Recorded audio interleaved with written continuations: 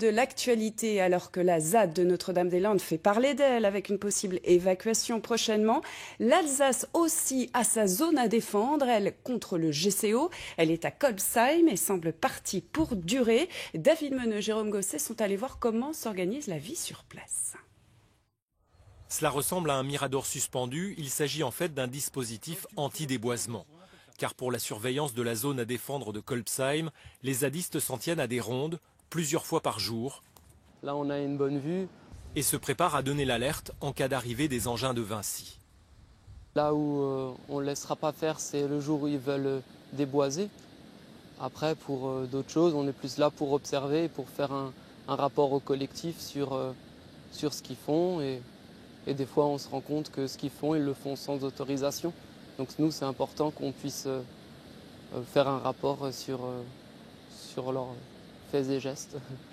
C'est la basse saison à la ZAD de Kolbsheim. Une petite dizaine de militants, quasiment en permanence. La plupart dorment sur place. Déjà 4 mois d'occupation pour défendre la forêt. Surveillance, construction de cabanes, ravitaillement, accueil du public. Chacun doit jouer son rôle. Le matin, on se lève et on se dit voilà, on fait ça. Ou même le soir, on discute entre nous de ce qu'on va faire le lendemain et puis on se lance dessus, quoi. Ça tient au quotidien ? Il y a quelques tensions de temps en temps, mais c'est comme partout un peu normal.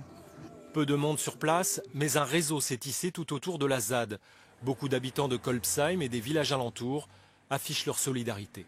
Il y a des agriculteurs de Kolbsheim qui les soutiennent avec leurs produits locaux.